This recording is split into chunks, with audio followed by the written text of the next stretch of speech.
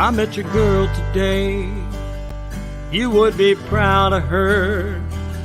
She acts a lot like you, though just a bit demure. You would have loved this day, watching the timbers rise, the 100-year-old barn against cerulean sky.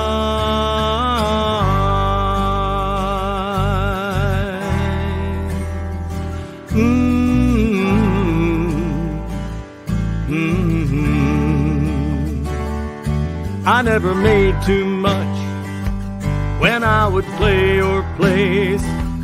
Still I could sing my songs and figure out the pace. After we'd shut her down, we'd talk away the night. I'd crash out on your couch to the glow of the wood stove light. Bitter winds pouring in through frosted window panes. Strong coffee in the morning pounding through my veins.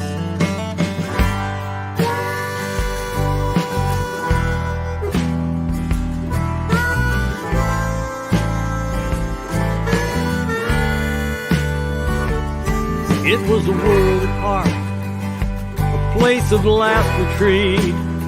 Old spooks and the ghost of Grant, hand in hand walking down the street.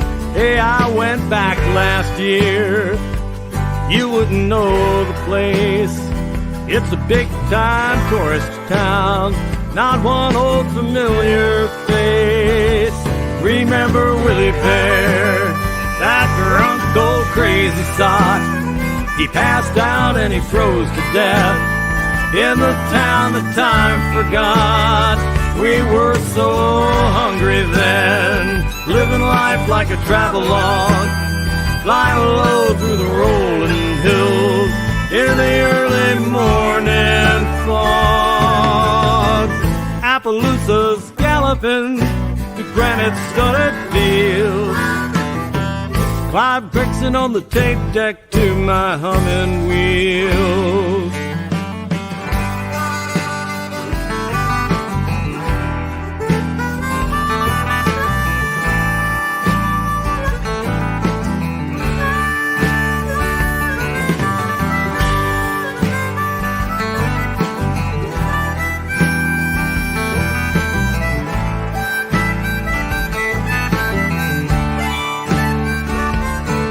Was a little girl last time I played for you, but now she's all grown up, a woman in full bloom. You would be proud of her. There's a lot of you I see as she lights another cigarette and she sings my songs with me.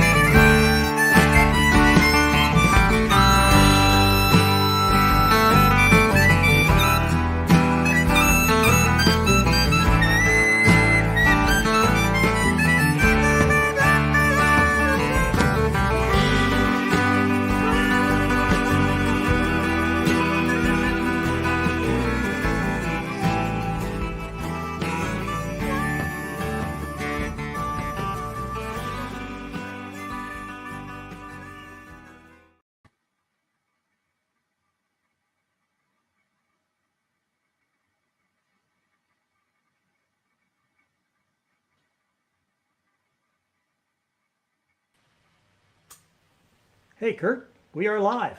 Oh, we are? Okay. Yes, we are. Okay. Well, welcome, everyone. My name is Kurt Vigalka. I'm the administrator for the McHenry County Historical Society.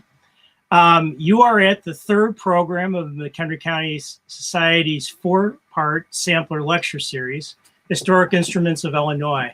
You're going to be in for a real treat tonight. Just a housekeeping issue, feel free to pose your questions via the chat feature, and we will get to them at the end, okay? So, before recording technology, all music was live music.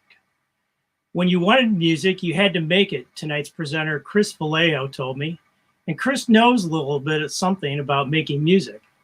For 8 years, he served as performing host and co-producer of the award-winning public radio program, Rural Route 3. He is a recipient of the Illinois Arts Council Fellowship Award for Music Composition and has been nominated for the Illinois Arts Council Governor's Award for Individual Artist. He's also pursued his passion for collecting pre-World War II stringed instruments. He has close to 100 in various stages of repair or disrepair, some of which he plans to demonstrate for you tonight. An oral history project for the Illinois Arts Council in 1986 opened Chris's eyes to the depth and breadth of historical music and its influence across Illinois. The anthropologist turned self-taught musician combined his love of music and history into a career, and in the process reclaimed the power still left in damaged and discarded guitars. Am I having fun? In a word, yes, Chris told me. It's been a long, strange path that I've taken, but all these things seem to have weaved together. I created this odd little niche, and it's really been a privilege to be able to do what I do. Please welcome Chris Vallillo. All right. Well, thank you so much, Kurt. Let me share a couple of housekeeping details, too.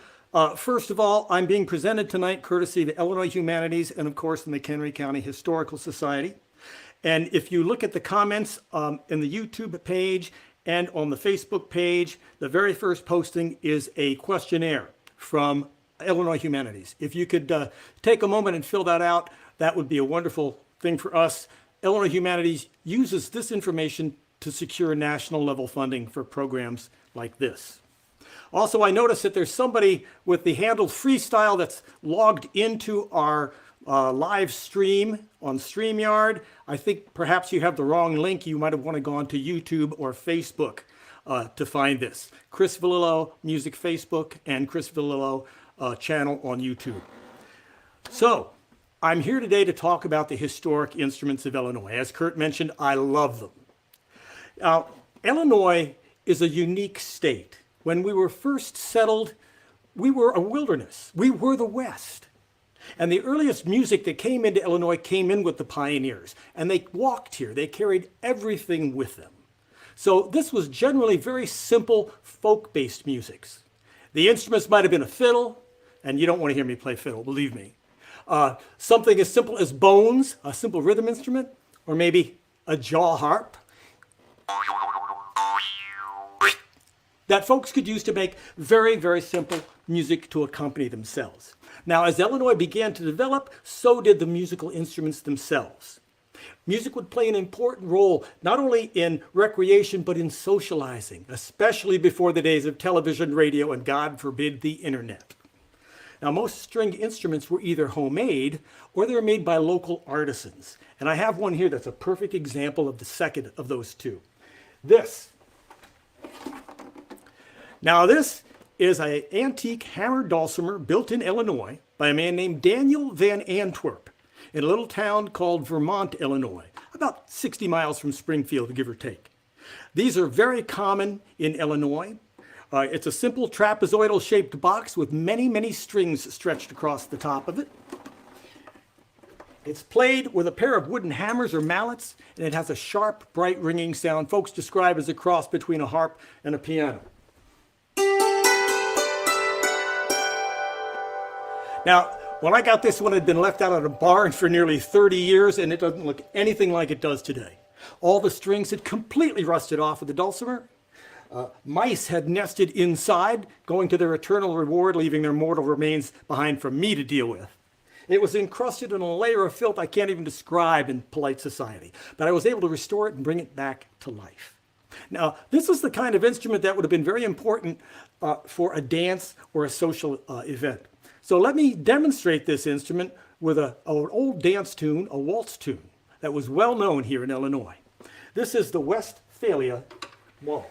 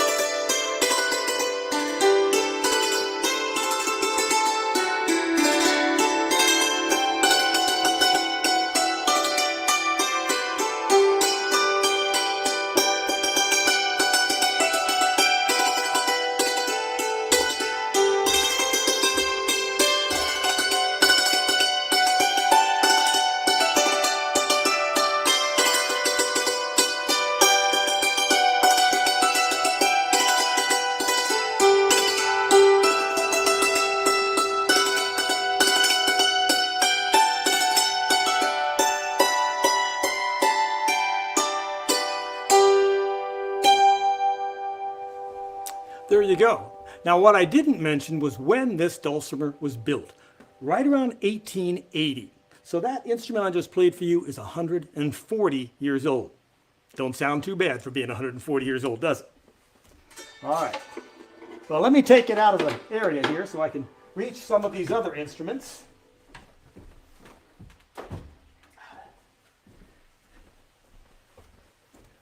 Now, around 1830, a man named Joel Sweeney began to perform on a new instrument. An instrument that he had copied and learned from an African-American man down in Virginia, the banjo. Now, banjo would become a huge craze. Fiddle and banjo combination would be the basis for minstrel music, dance music of all kinds, and the beginnings of popular American music. We know that they come from an old African instrument, an instrument called a kora or a banjar, which was a gourd body with a stick neck and a single string. But the banjo begins to evolve, and by the late 1700s, it looks similar to this with 4 strings and no frets. And by about 1850, it looks pretty much like this banjo does right here. A 5-string banjo with frets like a modern day instrument. Now you'll notice this banjo doesn't look like modern banjos at all. First of all, there's no back. The next thing is that the head of the banjo, on a modern banjo, it's plastic or nylon. Well, on the old-time banjos, that was made out of skin. In this case, calf skin. But the biggest difference of all are the strings. Modern-day banjos use steel strings and they have a sharp, bright attack. But in the old days, banjos, fiddles, and even guitars all used gut strings. And yes, it's exactly what you think it is. Boiled, twisted cat and sheep intestines.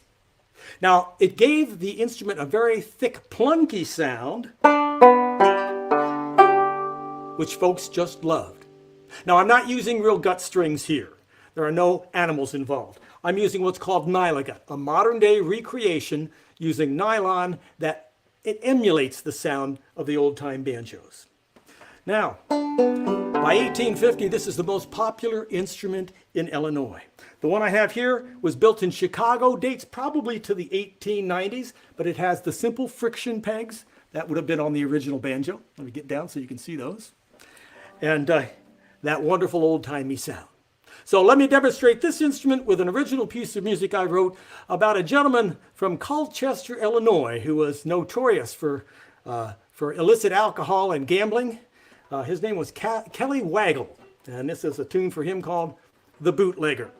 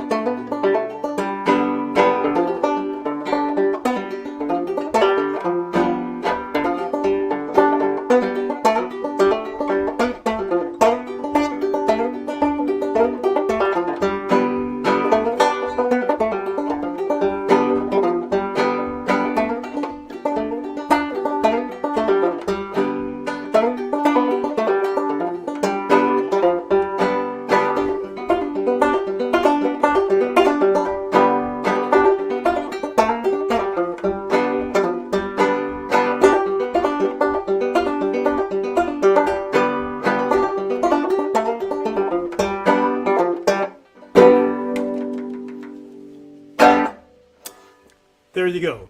Now, I wrote that song emulating the old string band style of playing and the string band style of playing the tune.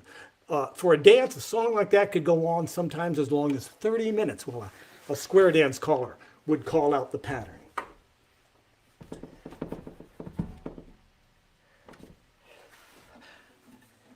Now, following the Civil War, things really begin to evolve. Waves of new immigrants come into this country. The Industrial Revolution is in full swing, and musical instruments are able to be manufactured quickly and cheaply. And for the first time, transportation systems are in place, steamboats and railroads that can distribute these goods and steam power printing presses to print the music all across the state. Now, Illinois being a state that is heavily influenced by waterways and eventually railways, well, it brings our state to the forefront of manufacturing. And right about that time, a new instrument is becoming more popular, the guitar. Now, up until the Civil War, the guitar was exclusively a ladies' parlor instrument, very small and very quiet. But after the Civil War, it gradually begins to gain in popularity.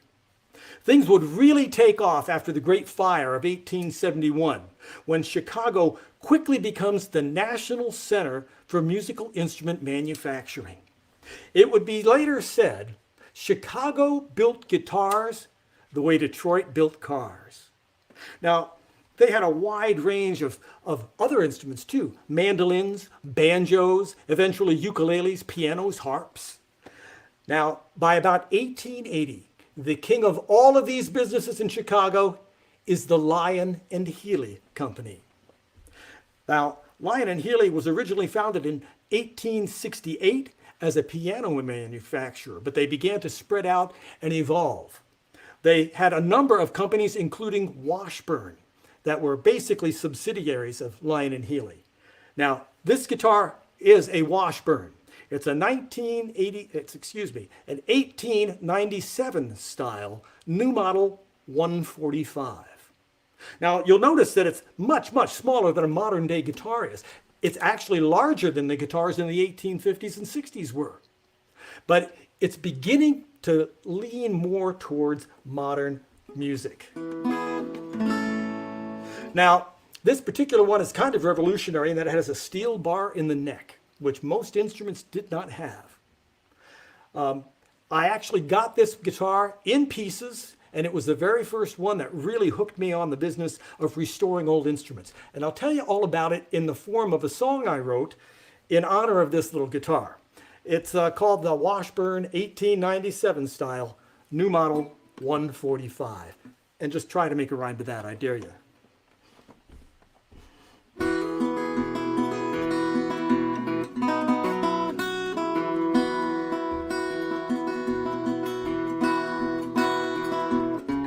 Bought her from a riverboat pilot who was selling it for a friend. Gave him $150 just to take it off his hands. The battered ghost of an old guitar most folks would throw away. Once a fancy painted lady, now the picture of decay.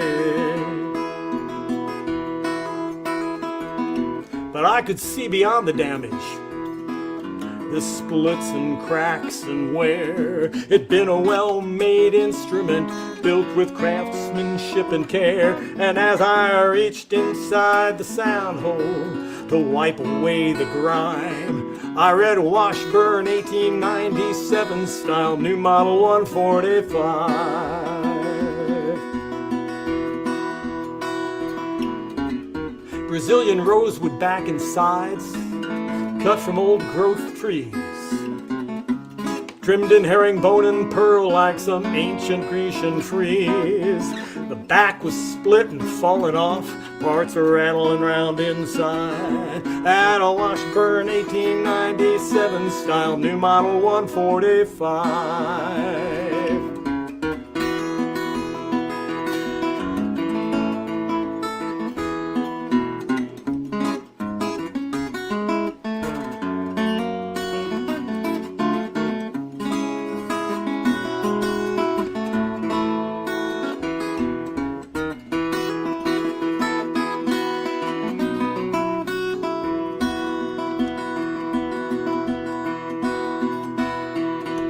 Some things they are worth saving, some things worth fighting for, something to hold on to as the winds howl at your door.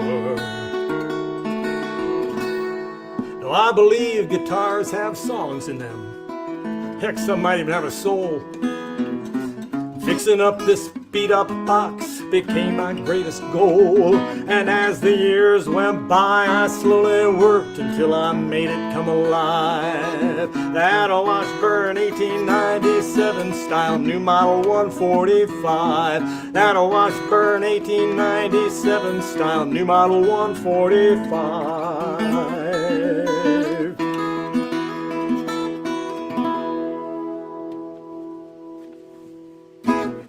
There you go, the Washburn 1897 style new model 145 guitar. Now, it would have originally been set up for gut strings, but this particular model, which was one of their better higher end instruments, actually was X-braced in a very revolutionary way. Very uncommon.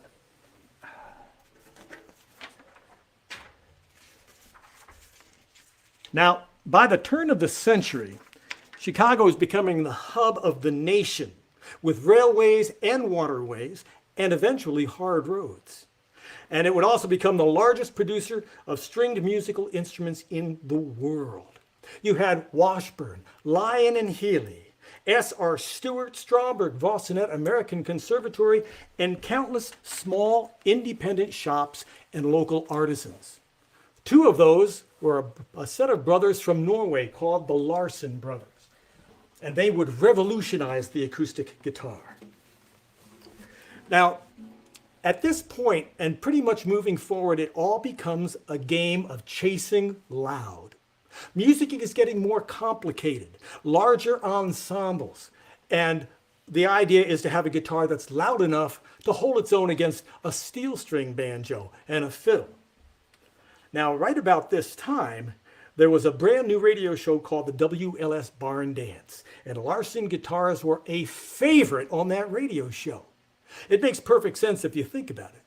Now, they recorded those shows with one single microphone, exactly like I'm doing right now. I have one microphone right there, just outside of the shot. And it picks up my voice and my guitar, and I balance it by moving up or back to the instrument, just like they did in the old days. So let me demonstrate this one for you. This is a Larson 551 guitar. Notice it's larger than the Washburn is, and it's almost about the size of a modern OM guitar. They built a number of special features into this. Not only was this guitar X-braced, but they used laminated X-braces to make it significantly stronger. They also radiused the top just a little bit to add strength and projection to the tone. And you came up with a guitar that was a real cannon. Now, the folks on the Barn Dance loved it. It was the guitar that was played by Lulu Bell, by Patsy Montana, by Gene Autry, and a man named Bradley Kincaid. Now, Bradley Kincaid, also known as the Mountain Boy, had been born in Kentucky. He left Kentucky as he became a young man and became a musician working in Chicago, and eventually became one of the full-time cast members of the Barn Dance.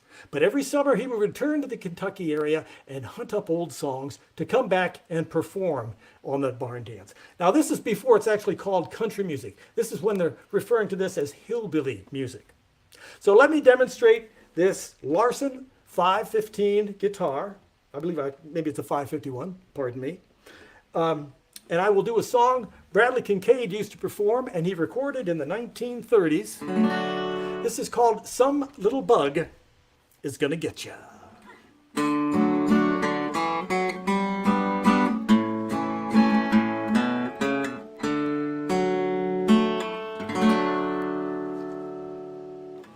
In these days of indigestion, it is oftentimes a question as to what to eat and what to leave alone. For each microbe and bacillus has a different way to kill us, and in time they'll always claim us for their own. Now there are germs of every kind in any food that you can find in the market or up on the bill of fare. And drinking water is just as risky as a so-called deadly whiskey, and it's often a mistake to breathe the air. For some little bug is going to find you someday. Some little bug will creep behind you someday. Then he'll call for his bug friends.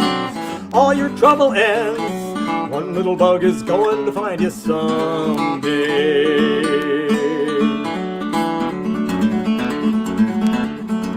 Now the inviting green cucumber gets most everybody's number, while the sweet corn has a system all its own. And though the radish seems nutritious, its behavior is quite vicious, and a doctor will be coming to your home. Now eating lobster cooked or plain is only flirting with ptomaine, while an oyster sometimes has a lot to say. And the clams we out in chowder make the angels sing the louder, for they know that we'll be with them right away. Now when cold storage vaults I visit, I can only say, what is it? Makes poor mortals fill their systems with such stuff. Now for breakfast, prunes are dandy, if a stomach pump is handy, and a doctor can be found quite soon enough. Now eat a plate of fine pig's knuckles, Fred the headstone cutter chuckles, while the grave digger makes a note upon his cuff. Eat that lovely red bologna while you'll wear a wood kimono as your relatives start scrapping about your stuff. For some little bug is going to find you someday. Some little bug will creep behind you someday. Eating juicy sliced pineapple makes the sexton dust the chapel. Some little bug is going to find you someday.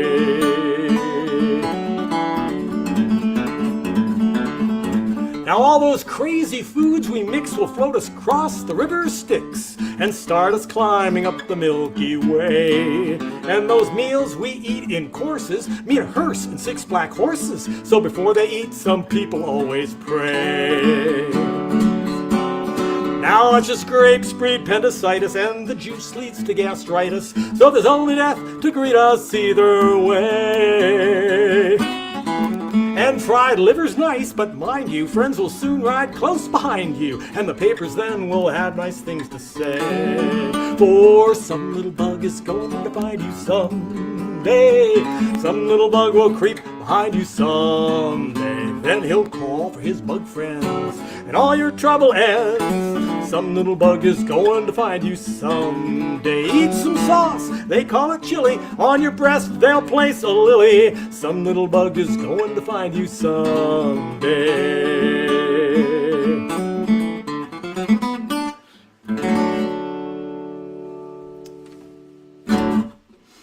All right, the Larson guitar. Now I will tell you, the Larsons did not have any sort of a steel bar or reinforcement in the neck, and as a result, the neck is pretty big and heavy. Makes it a little more difficult to play than a modern guitar, but the tone is well worth it. Now, in the early 20th century, there's just an explosion of innovation. Chicago instrument building just really goes wild. Companies buy one another out. They merge, they separate, they remerge. In 1904, for example, the Lyon and Heeley Company buys a bankrupt instrument builder from Indianapolis called Regal Musical Instruments. They move it to Chicago and set it up as a sub-brand for Lyon and Heeley. But in 1908, they spin it off as an independent company. Now, Regal would go on to become one of the largest manufacturers of guitars, banjos, mandolins, and ukuleles in the entire world. An amazing array of different instruments. Many, if not all, of Washburn's guitars would actually be built by Regal. And this is typical of the time. Instrument companies would buy necks from one another, they would share bodies, they would exchange parts, and there's almost an inbreeding of these companies. Now, Regal would make some very high-end instruments, but their main focus was largely on serviceable and inexpensive instruments like this one. Now, this is a Regal mandolin. It's a flat-back mandolin. It's made of birch. Back and sides are birch dyed to look like mahogany. The top is spruce. Birch was a cheaper tone wood, but it produces a very clear, bright sound. A lot of early Gibsons are actually made out of birch. But it's a surprisingly decent sounding instrument, and one that you could easily afford. Now, one of the big things that made Chicago such a musical instrument center were the catalogs. Sears and Roebuck and Montgomery Ward. They were the Amazon.com of their era, and it revolutionized the way musical instruments got into the hands of people. You could live on a farm someplace out in the middle of Illinois and order something off of the Sears and Roebuck catalog, and maybe 2 or 3 weeks it would actually show up at your door. And during the time I documented the last living musicians from the 1880s and 90s, more often than not, when I was shown photographs of family members and bands from that era, it would be these inexpensive instruments that they were playing. Now, this is a double point Regal. Washburn had a similar, almost identical instrument, but of much higher quality. And again, they were probably all made in the same factory. So let me demonstrate this particular instrument with an old tune. that would have been one of the earliest to come into Illinois, but bluegrass pickers still play to this very day. This is called the Cumberland Gap.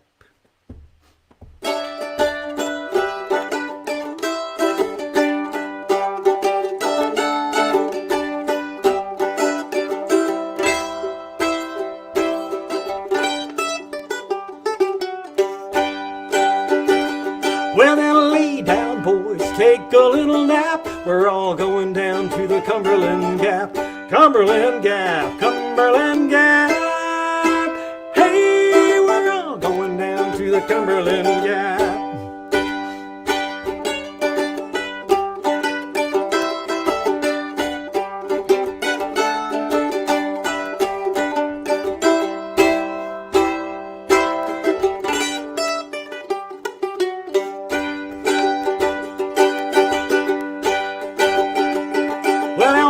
Me a gal in the Cumberland Gap. She got a baby that calls me Pap. Cumberland Gap, Cumberland Gap. Hey, we're all going down to the Cumberland Gap.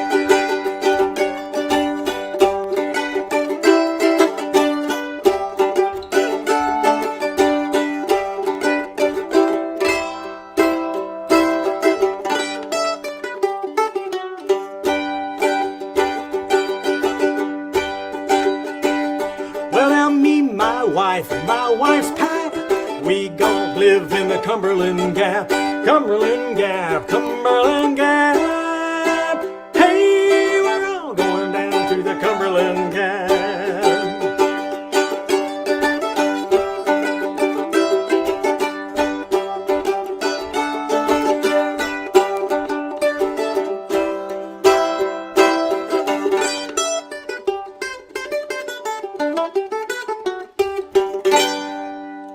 There you go.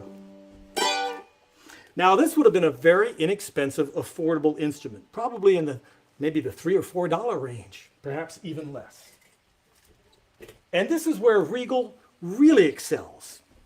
Now, they essentially create what's called the $2 guitar. This is the least expensive guitar you can buy in an era when buying a good guitar might take 2 or 3 weeks to a month's worth of wages.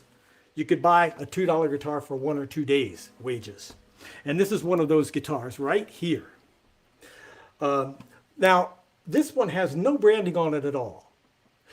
This is also very common. Big manufacturers like Regal and Lyon and Heeley, and especially Kay and Harmony, well, they would build instruments for other people as well. A local music store could have their own brand of guitar. They would simply slap a decal on the top of it. This is one of those. Now, I refer to this as the potato chip guitar because of the backstory to it. I bought this guitar over in Iowa at a yard sale one time, and when I saw it, it was sitting off on the corner on the ground. The back was off of the guitar. The back was split into several pieces, and the strings were still fully tightened. So the top of the guitar had bowed up like a potato chip. It was so bad that the hips of the guitar had pulled out, and it basically looked like a big pear-shaped thing. The lady that was selling it wanted $7. I talked her down to $5. Now, I was able to slowly restore it back into playing condition. The back and sides, once again, are birch, dyed to look like mahogany, which is, of course, a higher quality, more expensive wood. But this guitar sounds really, really nice. Listen to this. It's got a lot of sound, a lot of tone, and a lot of presence. Now, remember I mentioned that guitars have songs in them? Well, this is one of those situations. When I was restoring this guitar, I got it all put together and I was doing the final adjustments of the setup, and I started to play on it to make sure that the action was correct. That's the height of the strings and the playability. And as I did that, a new song popped into my head. An instrumental called Ma Belle that was inspired by the French Canadians of Southern Illinois, some of their old fiddle tunes. So let me demonstrate the potato chip guitar, a no-name Regal for you, with Ma Belle.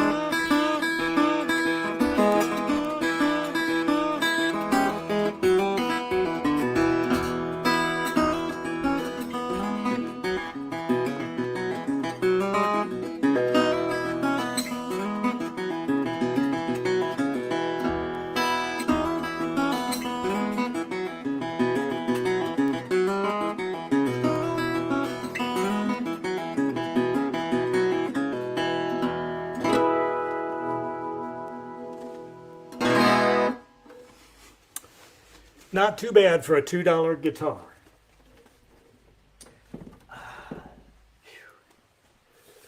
Now, another big player during this area in Chicago was a company called Stromberg Wassenaet. Now, it had originated in 1890 as the Groschel Mandolin Company up in Chicago. But by 1928, they changed the name to Stromberg Wassenaet. They would produce a huge series of fairly inexpensive instruments that were very fancy, what we call the picture guitars. This one was made to emulate a Hawaiian guitar, so there's a silk-screened Hawaiian and palm tree image on the front of the guitar. It has this lovely mother of toilet seat, plastic, fake pearloid, fingerboard, and pickguard. The body is solid mahogany, which is definitely a step up in sound quality. And it has what they call this Florentine-style headstock. All of these were just little fancy things to make the guitars look better. But listen to the sound of this compared to that birch guitar I just played. It's got a much deeper tone to it, but it still has those brilliant highs. Now, since this was made to be a Hawaiian-style guitar, they probably would have had a raised nut or a metal nut riser on it to play lap style. I'll do a bottleneck slide piece for you right now on it.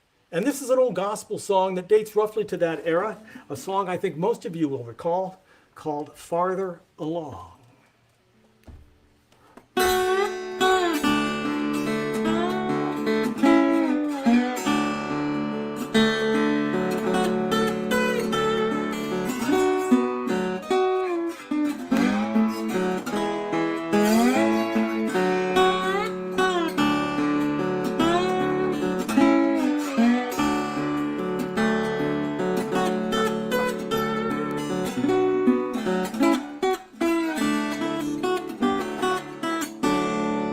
Tempted and tried, we're oft made to wonder why it should be thus all the day long, when there are others living among us, never molested, though in the wrong. Farther along, we'll know all about it. Farther along, we'll understand why. Cheer up, my brothers, live in the sunshine. We'll understand it all by and by.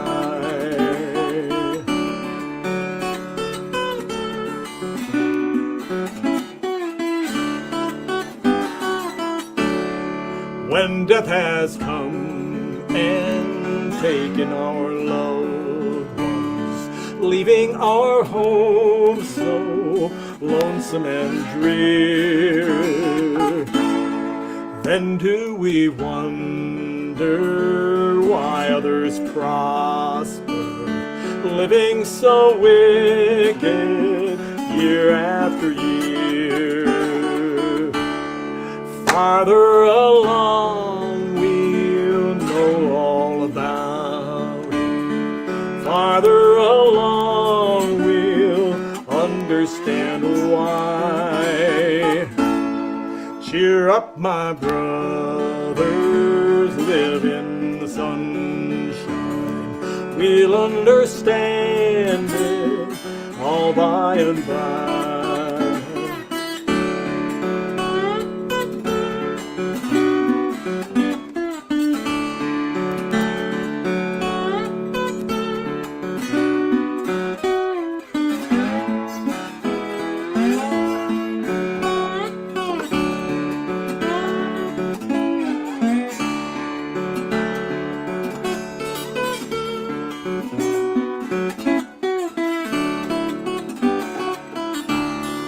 Farther along, we'll know all about it. Farther along, we'll understand understand why. Cheer up, my brothers, live in the sunshine. We'll understand it all by and by. We'll understand it all by and by.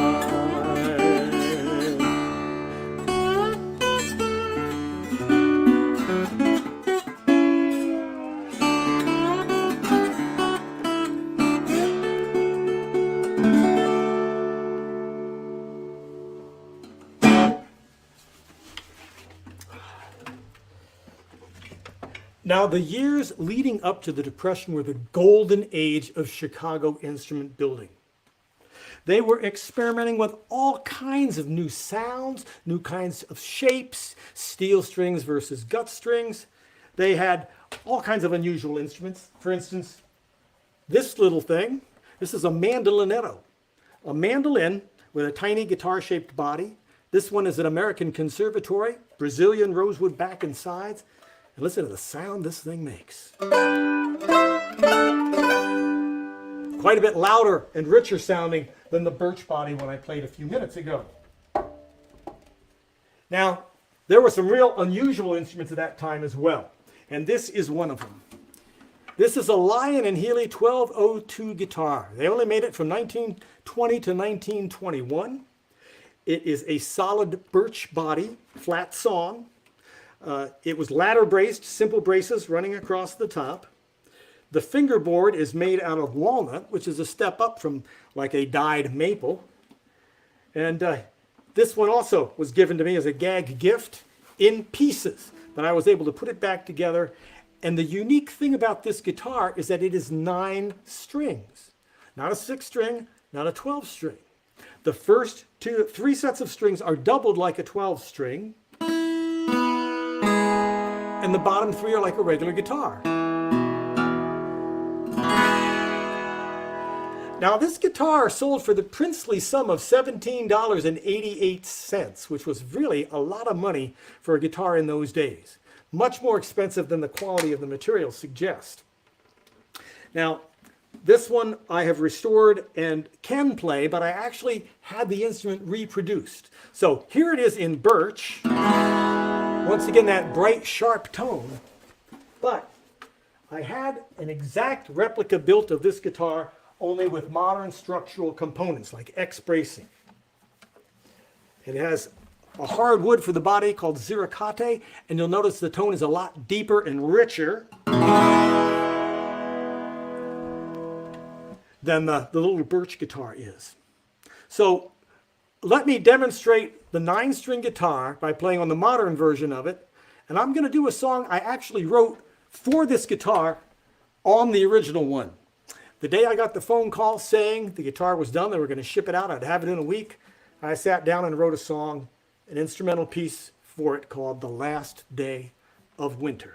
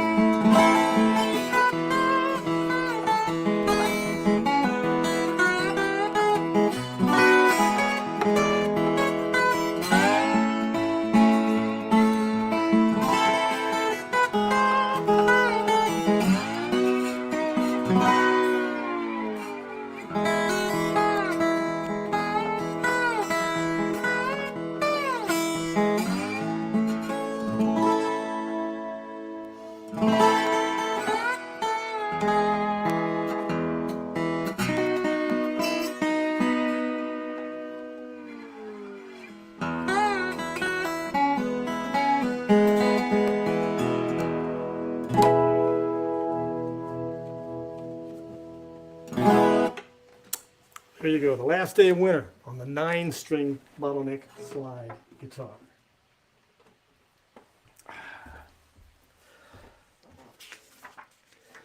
Well, in 1931, Stromberg Valsenet, it evolves into a brand new company called the Kay Musical Instrument Company. Kay would go on to develop a wide range of guitars, banjos and mandolins, and actually the very first commercially produced electric guitars. Kay would produce the house brand guitars for Montgomery Ward's catalog, a brand called Del Oro. Now, they would also produce a wide range of instruments for other builders, other retailers and such. And I've got one here to share with you.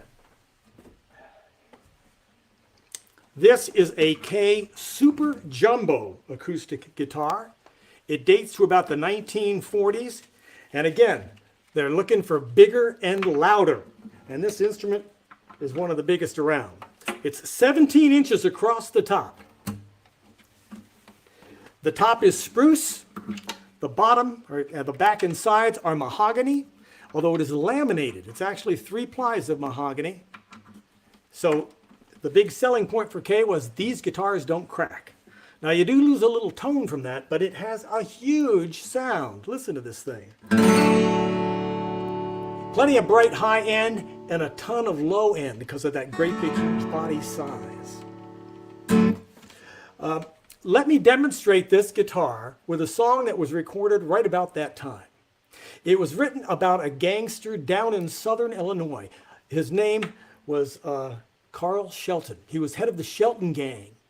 They ran all the illicit gambling, prostitution, and alcohol from Little Egypt, the very southern part of Illinois, to St. Louis, up to Peoria.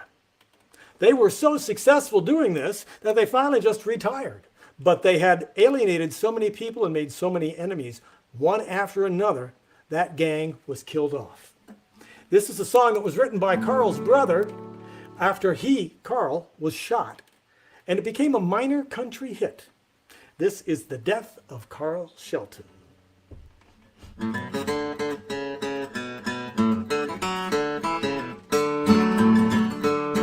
Dear little country schoolhouse in the county known as Wayne. It was down in Pond Creek Bottoms, one day a man was slain. He was riding on the highway to see about some grain. When they shot him from an ambush, Carl Shelton was his name. Now little did he know, this morn he started out. These hoodlums would be waiting there along this murder route. He had no one to warn him, he feared no rude man's harm. As he rode his Jeep that morning to work down on the farm, he left his dear old mother in sorrow there alone, living down near Marion in her little country home. May the angels hover over her, for she hasn't long to stay,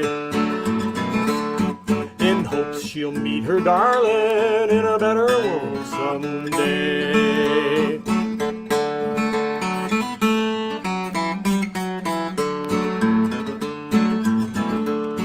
Near the county seat of Fairfield, they could not find the bill. But we all know that it's not right our fellow man to kill. They even shot him where he fell and left him there to die. This mystery will be solved one day in the courthouse in the sky. He had 4 loyal brothers, 2 sisters, and a wife, to mourn his sad departure the day they took his life. At Maple Hill they laid him so peacefully there at rest. but his memory, it still lingers to the ones that knew him best. He left his dear old mother in sorrow there alone, living down near Marion in her little country home. May the angels hover over her, for she hasn't long to stay, in hopes she'll meet her darling in a better world someday.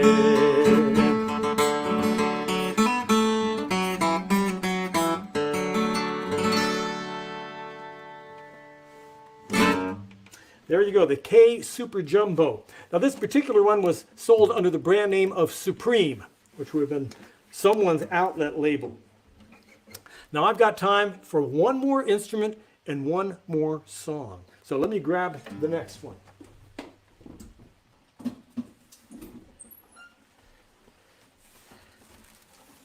Now, this is not another banjo.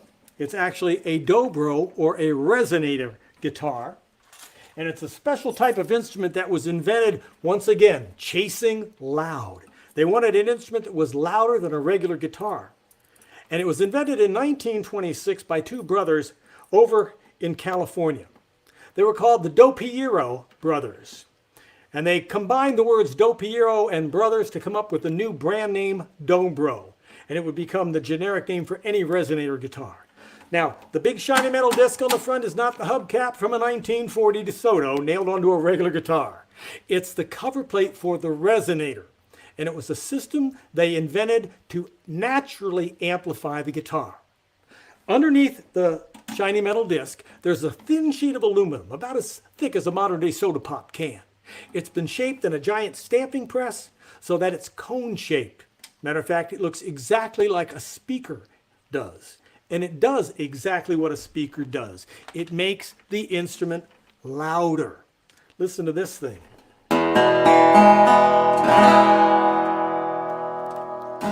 Now this was originally designed to be a jazz guitar, because in the 1920s, jazz was becoming more and more popular as it evolved from ragtime and blues, and they began to incorporate horns. Now originally, the rhythm instrument was a guitar, but you couldn't hear an acoustic guitar against brass instruments. So they invented this to be used in a jazz band. Jazz musicians didn't like it, but blues and country people did. So this particular one is an Illinois instrument. By 1930, the Depression had wiped out an incredible array of small-time instrument builders, and they were consolidating and sharing others' parts just to survive. And in 1930, Regal became the distributor for everything east of the Mississippi with dobro guitars, even though they were still manufactured in California. And in 1936, they actually bought out the rights to the company and manufactured these guitars in Chicago at the Regal plant. Now this is still a dobro brand, although Regal would also put them out under their own name as well. This one was built in 1937, the first year they fully were using Chicago labor and parts. So here's what I'm going to do. I'm going to wind up my performance with one last song. And it's a song I learned from a 94-year-old man named Lawrence Royer. And it's a song called The Sinking of the Titanic. Now, as soon as we're done with this, I'll bring Kurt back and we'll begin to answer any questions you might have. So if there's something you want to know about or a comment you want to make, add it to the comments section of Facebook or YouTube, and we'll go through those, and Kurt and I will talk and we'll share your questions. So, The Sinking of the Titanic.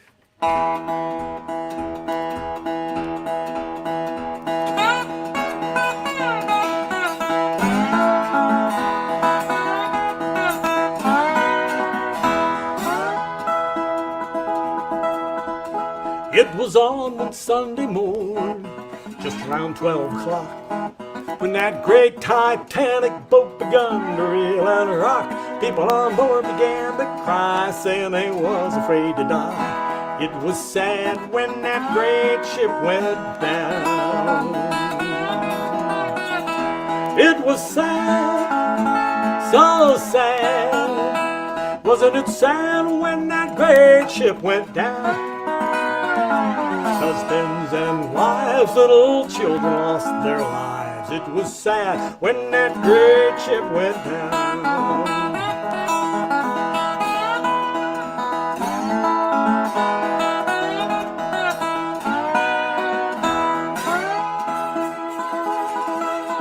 Well, now they built that ship Titanic just to sail the ocean blue.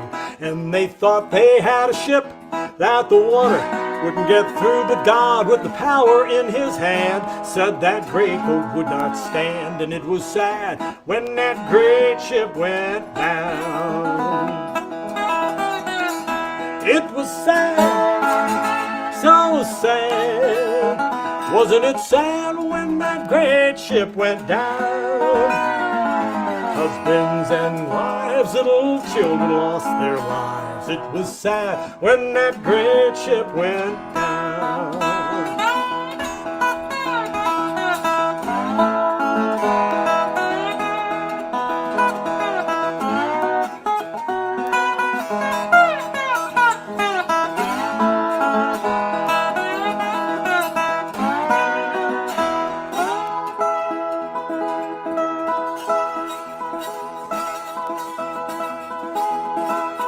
Well, now they were not far from shore, and you've heard it all before.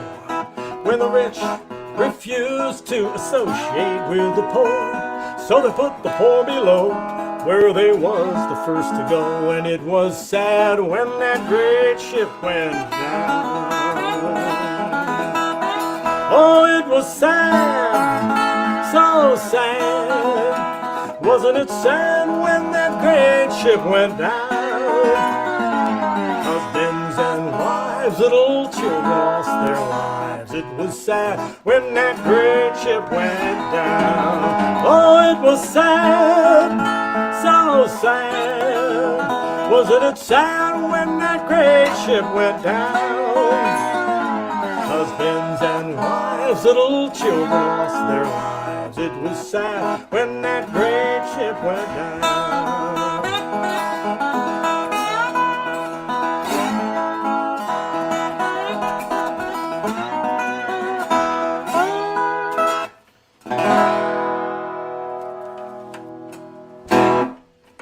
All right, the sinking of the Titanic on the 1937 Dobro.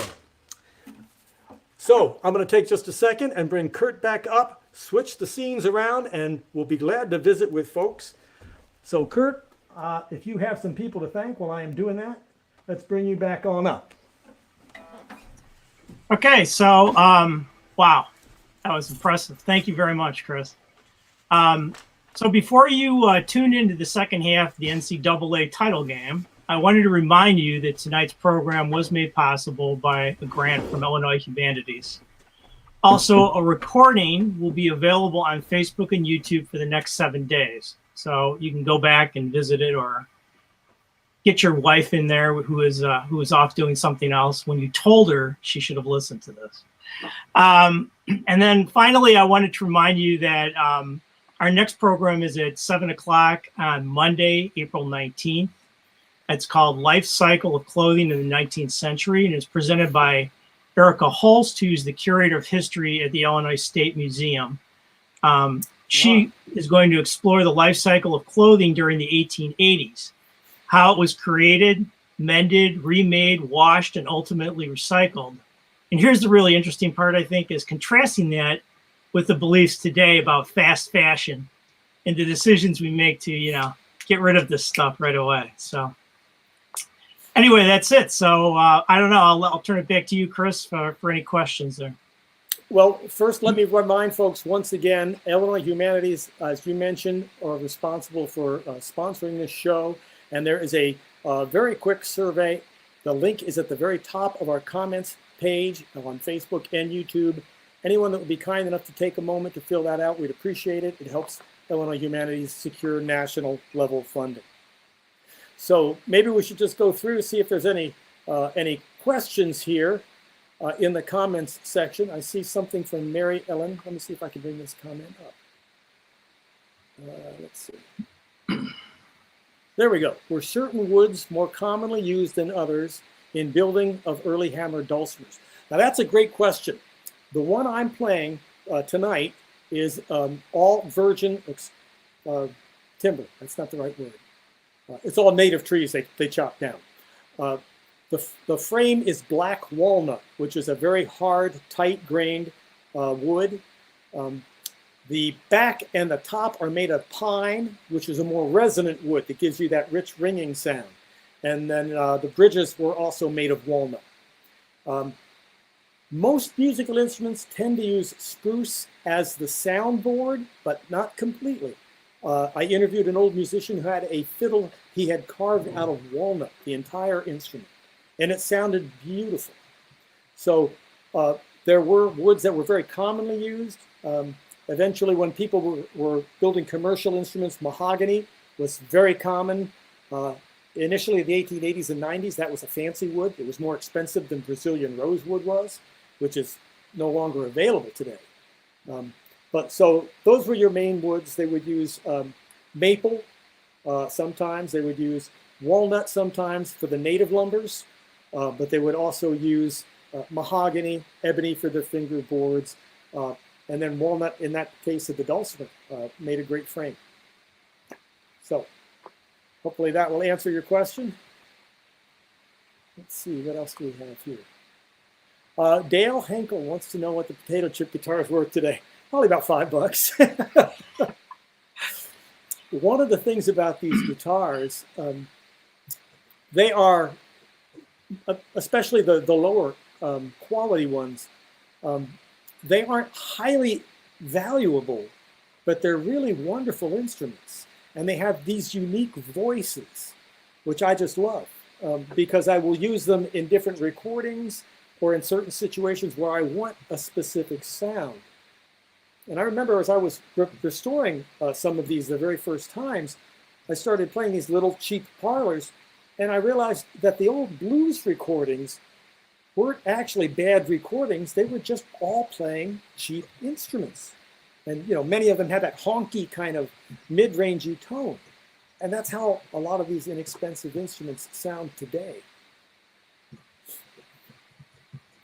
Let me give a shout out to my friend Loretta Simonet. Curtis and Loretta are watching in, and they are also wonderful musicians, and they also are very big into historic instruments as well. So let's see. Have you got any questions, Kurt? I was wondering, what is the weirdest instrument you've ever played, string instrument? Oh, the weirdest one. I haven't actually owned a harp guitar, but I have played one, and those are magnificent instruments. They are a guitar, a 6-string guitar with a second neck that has a whole series of just strings that resonate and you can strum. Robbie Robertson used one in the last waltz. Those are wonderful. Zithers, there was hundreds of different varieties of zithers. And that's what it looks like, an auto harp without the buttons, primarily. And banjo ukes, where you have a banjo that's actually played like a ukulele. So a whole range of those. I haven't had anything really bizarre yet, just sort of those kind of unusual instruments. But I love these weird, strange ones that were these instruments that were being, created in the early 1900s, as they just tried to create brand new and interesting objects. Well, let's see what else we have here. Illinois, let's put this one up. Do you have any info on Illinois keyboard instruments, pianos and accordions? I know Lyon and Heeley started out as a piano company and continued to produce pianos all throughout their time. They may still do that today. Harps was their big instrument. They were famous for orchestra-style harps, some of the most beautiful in the world. I see many, many button accordions in antique stores. I've owned several. They're difficult to work on. Most of those tend to come from Europe. I don't remember seeing any that were really American-made. Many of them don't survive because the billows were made of paper and they dry and crack with age. And then I know there were other piano builders. I don't know how many in Illinois, but definitely Lyon Heeley was a big one. Jan Carter wants to know, are all the guitars in standard tuning? No. Very good observation, Jan. Anything I was playing bottleneck slide on is in an open tuning. The 9-string was in open E tuning. The little Hawaiian guitar, the Stromberg Vossinet, was in open D tuning. And the dobro was in open E tuning. Now, all of the other guitars are in standard tuning. I generally will mix those up. Oh, and the little potato chip was also in open E tuning. The small body guitars really sing in an open tuning. And it really, really makes them a pleasure to play. Let's see. I think that's most of the questions we've got. Oh, yes, Mike Fleischer. Okay. Mary Ellen, I did not realize you were married to Mike Fleischer. I did know Mike. And yeah, what a great guy. Flying Fish Records was one of my favorite labels, and I have many Flying Fish recordings. Yeah, I bet he would have loved this. And yeah, I certainly have very fond memories of Mike. So Kurt, in terms of the Historical Society, do you folks have any instruments in your collection? We do. We have over 10,000 items, so it's a little yeah. Well, we've been around since '63, so we've been collecting a while. Although we are, as my board will tell you, rapidly running out of room. So yes, that's the challenge, right? And I'm sure you've got the same issue. Well, this is actually why I ended up having to sell some of these now. I sell them through Reverb, and I have what I call Orphan Instruments is the name of my second side business. Mainly because I have so many, I really had to get some of them out of the house. And as you and I talked before, I probably have 100 guitars at least, and a good 50 of them are in line to be worked on. But my rule has always been buy them when you see them, and buy them when they're cheap. Even if it takes me 10 years to get around to working on them, by then the instruments could be 2 or 3 times as expensive. So the problem I ran into, though, is that guitars like the Potato Chip or that Super Jumbo, they were originally restored to be sold, but I can't quite let them go. I had a question for Dave. You wanted to know a little bit more about the dobro, the last one you so how were those? Let me grab it. Oh, I can hear you. How were those things marketed? I mean, so initially, as I mentioned, they were designed to be a jazz guitar, and that just flopped completely. But then companies like Regal and Dobro continued, and National Guitars, which was another spin-off from the original Dobro guitars, connected with the country music market and with the blues market. Because, in the 1920s, live music is being played in juke joints and roadhouses. And this guitar is a whole lot louder than a regular acoustic guitar. Again, and that resonator effect really amplifies the volume. Bluegrass musicians grab onto this too. Now, the one I have is a regular round guitar style neck, but many of these are played lap style, and they have a square neck on them. Most of the bluegrass players play lap style dobros. And then the strings are about a full inch off of the fingerboard, and you're using a steel bar like a pedal steel guitar. So they would have had catalogs. These would have shown up in the Sears and Roebuck catalogs, probably in the 1930s. Companies like Regal and National and Dobro would have advertisements, usually in trade journals that would go to music stores, and you would see these in your local music store, or in many cases, the drugstore would sell guitars. In small communities that didn't have an established music store. So there were a whole range of ways that they would market them, but ultimately it was the country and bluegrass and blues musicians that latched onto this style of instrument and really made it their own. So how long did they make those? They still make them today. Gibson actually owns the Dobro brand now. So Regal bought the dobro brand and made dobros for quite a while. I also have another Regal brand resonator that's labeled Regal. That's probably 10 years later than this one, I'd guess. Dobro has always existed. It's just been sold so many times. I believe Gibson got it maybe 10 or 15 years ago. And so now they're made in Nashville at the Gibson factory there. Okay. All right, thank you. It's an interesting evolution, you know, how these things shift and change and move on. Yeah, absolutely. Yeah. So I'm curious about what kind of instruments you have in the collection there at the Historical Society. I know we have a few stringed instruments. We have, of course, like Civil War drum, that type of thing. Yep. Mm-hmm. We have pianos, of course. Trying to think what else. I should have been prepared for this. Yeah, well, I'm sure we've got some, you know, like juice harp type stuff that you had, you know. Yeah. Well, piano was the big instrument when Illinois was first settled, but you couldn't get one here.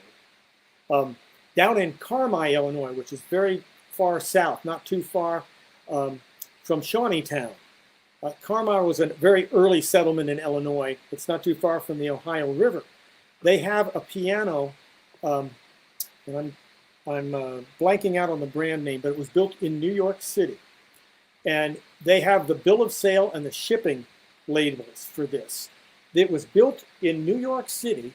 It was carried by cart to the Erie Canal, floated down the Erie Canal to the Ohio River, down the Ohio River, and offloaded at Shawneetown, carried by cart up to Carmi. And Abraham Lincoln was said to have played that, or been in the room when it was played. I don't know if he played the piano himself or not. That's amazing. So, yeah. But I just love how these instruments have these incredible backstories. And, you know, it's this way to look at people and culture and how folks interact. And, you know, the instruments were such a big part of all that. Yeah, absolutely. Yeah. Now, I did see a question here about the ukulele. And ukuleles were very, very big in the early 1900s. Regal produced hundreds of different varieties of very inexpensive ukuleles. Washburn had some high quality ones, but there was a huge boom in based off of this Hawaiian music craze that was such a big part of the 1920s and the 1930s. So ukuleles were incredibly popular. Many of them were made of birch or inexpensive tone woods. As you got a little bit higher quality, they would be made out of mahogany, and the very highest quality would be made out of koa, which is a Hawaiian variant of a mahogany type of wood. So, you know, all different kinds and grays. A lot of the ukuleles, the inexpensive Regals, were picture instruments. So they'd have a stencil on them and all different kinds of decorations. You know, the cowboy guitars were famous for that. Do you find as the wood ages, does the sound change? Yes. As wood ages, the cellular structure actually changes and it becomes more resonant. When you pick up an old instrument, like when I restore one, it will actually take a good week of playing on it for that tone to open up. And that's typical also of a brand new instrument that's just been made. The wood becomes more flexible the more you play it, and it actually gets a greater depth of tone. But as wood ages, the tone becomes richer and richer up to a few hundred years. And then beyond that, if it isn't maintained, then the tone will diminish. But Stradivarius violins, some of the greatest sounding instruments in the world, you know, and it's ancient wood that has just been properly aged and such. Let's see. Did early American musicians all have day jobs to support their guitar habit? By about 1840, well, going back even earlier, for instance, Joel Sweeney in the 1830s is a professional performer who's performing and introducing banjo to the country. By the late 1840s, about 1848, popular music really takes off. And again, this is those combination of factors. You know, mechanization for faster, cheaper instrument production, steam-powered printing presses, to print and sell sheet music inexpensively, new transportation systems that can transport pianos, guitars, banjos, sheet music, and songs all across the country rapidly. So by the late 1840s, early 1850s, popular American music is growing, and there are people who begin to make a living exclusively from music. Stephen Foster, he's the first American songwriter to have a hit song on Oh Susanna. By the way, he sells that for $100, and the publisher makes over $100,000 for it. But from that point forward, there are traveling groups of musicians that are simply performers. And you begin to see things like minstrel shows, tent shows, and opera houses that all expand in the late 1800s and spread music farther and farther. So there's the professional class of players that are performing for a living, whether it be in a tent theater or in a fancy theater situation. And this is all precursors to like vaudeville. But then there is also the amateur players that would be playing these inexpensive instruments, doing jam sessions on the front porch, you know, being the string band for the local square dance and those types of things. Got another question. How did companies go about purchasing the woods that they needed for their instruments? Well, most of the woods that the better instruments were using are going to be exotic hardwoods that would have had to have been imported. So, for instance, Brazilian rosewood, which is it's the holy grail of tone woods, would have been cut and shipped from Brazil up into the United States and then distributed through wood sellers. Now, you wouldn't go to a lumber yard to get Brazilian rosewood. You would have to go to a specialty wood shop.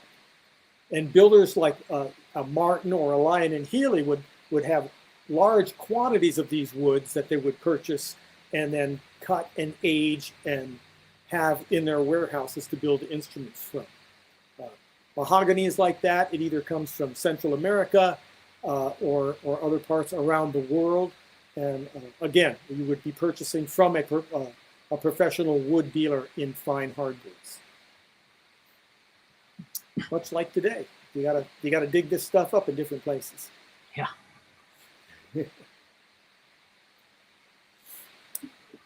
Well, let's see. Do we have any other questions from the audience? That's all I have right now, I think. Okay. Well, I suppose maybe what we should do is wind this up, and I want to thank you and the Historical Society for having this presentation. Like I said, I love playing all these old instruments, and it's a lot of fun to pair up old instruments and new and old songs. Oh, we got one more quick question popped up. When did Lyon and Heeley go out of business? They are still in business to this very day. Lyon and Heeley now focuses on their high-end orchestra grade harps. I was just on their website today, and they are some of the finest instruments in the world. They no longer do guitars or banjos or any of those other things. I think they simply focus on their high-end instruments. They were down on Wabash Street in Chicago, and if you walk down that street, you can still see the big Lyon and Heeley sign painted on a big brick wall, which I am always excited to see.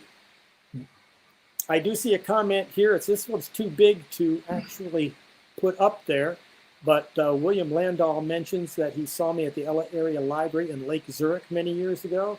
Oh, and they're Civil War reenactors. I do a lot of Civil War performances because I did a show about Abraham Lincoln and use that music as the vehicle to sort of tell his life stories. So yes, very nice to hear from you, William, and hope to see you guys soon in person as things gradually kind of open up again. Yeah, thank you very much, Chris. It was great. It was my Really pleasure. appreciate it. Yeah, once again, our thanks to Illinois Humanities Council for making this possible. And please take a moment and go on up to the very top of the comment section on whatever format you're looking at us on and hit that link and do a quick little questionnaire. So, Kurt, thanks so much. What a pleasure. And folks, thanks for joining in. And thanks to Illinois Humanities. So we will see everybody down the road. You bet. All right. Good night, Bye-bye, everybody. folks.